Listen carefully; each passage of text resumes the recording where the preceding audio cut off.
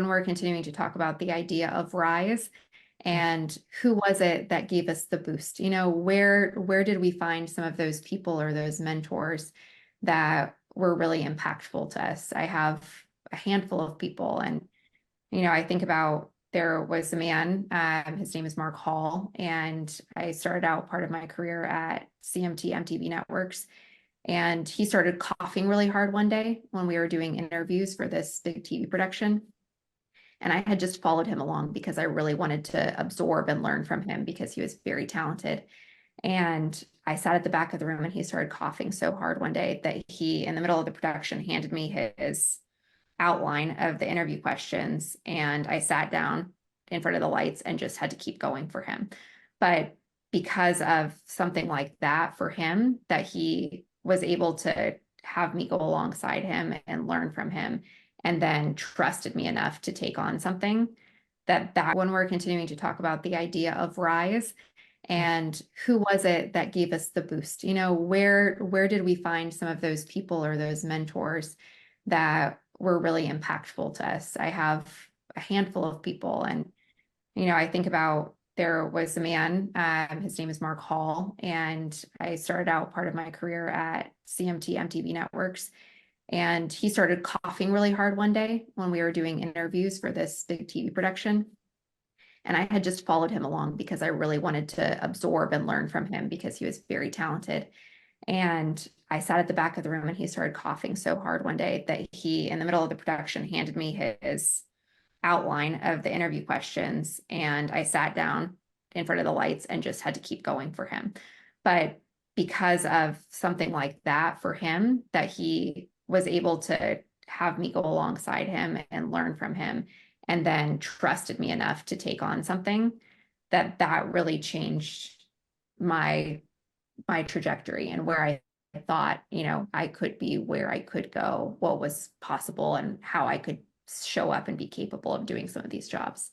I mean, I've had various stories of so many people like that throughout my career, but that's that one like tangible time where I'm like, man, that man made such an impact and enabled me to do something to be able to further progress. I would love to know, Toby, if we start with you, do you have anybody in that was a major career mentor for you? Yeah, several. And I always like to talk about allies or advocates, sorry. I think mentors are great, but Allies? I love that and allies are important, and I've had some great allies that obviously men that supported my career path and women mentors. I also like on both sides taking on that form of advocates. And that's what I like to try to be for people too, as an advocate, because an advocate is someone that'll speak up for you when you're not in the room. They're not just coaching you or someone that you're bouncing stuff off of. They're creating opportunities for you. They're speaking up for you when you're not in the room. They're getting you in front of the people you need to and helping create those pathways. And so I think advocates are really important. And I've had several. One I'll go back to is the CEO. I mentioned my previous CEO who, following that turning point, which I point to as a big turning point in our relationship, he became a huge advocate for me, so much so that when it became clear he was going to be retiring, he had tapped me to be his successor. And obviously he can't just choose his successor. That has to be done with the board. But we had the luxury of like 3 years of a transition time, of which he created opportunities for me, got me in the right rooms with the people in the industry I needed to be with the right franchisees to develop that confidence, with the board, presenting those opportunities for me that helped, project me to where I am right now. But going back early in my career, I always like to say, what would Val do? Because Val was one of my early bosses when I was becoming a marketer. And she is still the best female leader I've ever worked for. She's, I watched a woman who was direct and assertive and, properly managed agency relationships and gave good feedback, knew how to manage upwards in the organization. I think she taught me a lot about how to hold myself and be kind and worry about balance and be there for my family, and how to show up at the office and also advocate for myself and advocate for my people. And I like to always just say, what would Val do? So those are a couple of people that I point to. And now, honestly, I've got people that I don't even know that I listen to online. Someone I saw once speak at an event, and I've become a rabid follower of some of her stuff and listened to her podcast. And now I feel like she's my personal like mentor. I'm learning things from. I think that's what's great about this world of content that we live in, and all these, we get so much exposure to people that are creating such powerful content out there that you can find people you really resonate in and that can really help inspire you and help work through, your upward trajectory. So those are a few from my past and a few that I'm currently engaging with that they don't even know me, but I really, someone once said, who's on your Mount Rushmore? Who would be your faces? Oh, interesting. I like that. Those would be a couple of the people on mine, plus a couple of people that wouldn't even know who I was. So that's great. I love the idea of what would Val do. I think we all need somebody in our life. Right. And now I'm only going to have Mount Rushmore stuck in my mind and be filling space. I hadn't heard that before. I like it. Yeah. Donna, what about you? Who are people who really helped you rise as far as your professional and personal life go? Well, I guess personal would be my husband's been very supportive, starting at a young age. We've been together, a little bit longer than I've been working at Valterra. And so there was a lot of travel, for many years, probably up through the last couple of years where it finally slowed down just a little bit. So having your family support is probably your number one, because if you're on the road and you're gone and you don't have the support there, that's a problem. You gotta have the home life balanced. I made sure I always had, because having 5 children, I end up having good daycare. So by the 3rd child, I realized running back and forth to daycare was not easy. So I got a nanny, and that was the best thing. You get one that stays with you, cooks, cleans. And so I always had the good support where she would be there taking care of the family. So I knew the home life was in good balance. And then I used to work half days on Fridays, and I would help at the kids' school when they're in elementary school. Because after elementary school, it's too embarrassing for mom to help out. So did that for all 5 kids. So I gave back with them on that. And then just, people within the company have been great. My boss, George, has been great. The team members that I've worked with, all through customer service, we've just had a really strong team that's been very encouraging. So I can't just say it's just any one person. I just think it's the right environment with the right people, and then having great customers out there. And just a good balance with everybody around. So. Yeah, I think that's a really interesting point, because for you, if it's more of like a cultural setting that enables all of the people as a whole to be able to come alongside you and allow you to rise to your potential, and be able to see the things in you that are so important and are able to bring some of those, characteristics to life. And you're talking about like your sales experience. And I think that's really, I love the individuals, but the idea of a culture that helps you rise that's really impactful. That's neat. Thanks for sharing.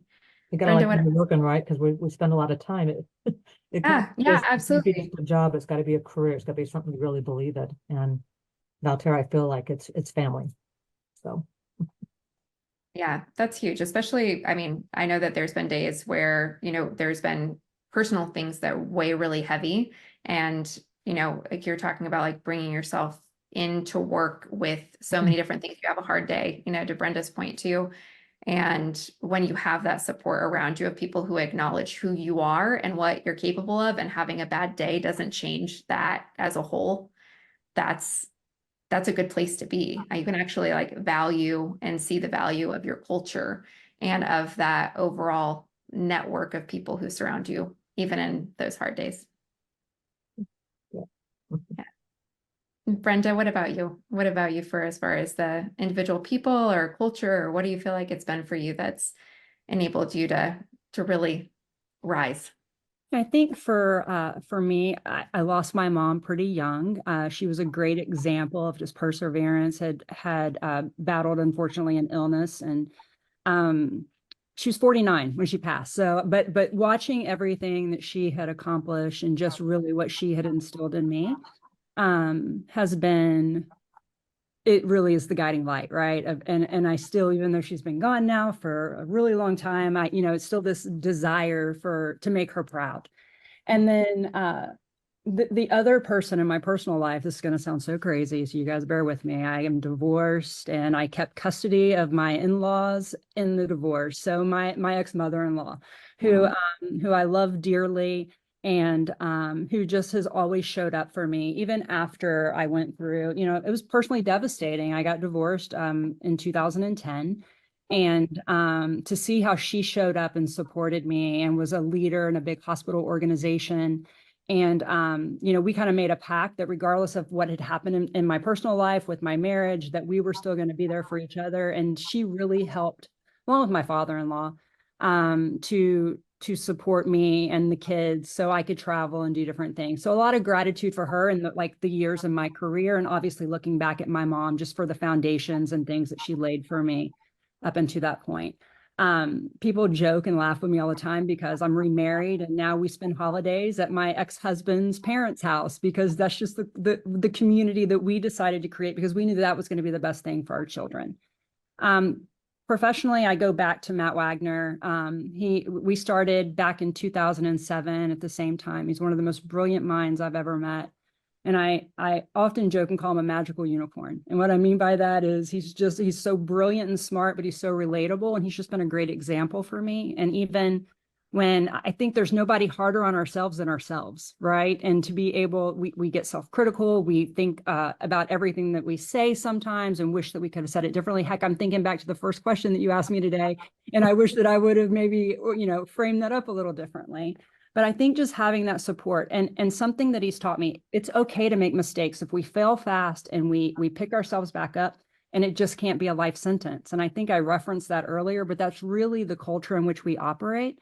You know, there's 12,000 associates here. We have a very diverse population in our company. I'm so proud of that.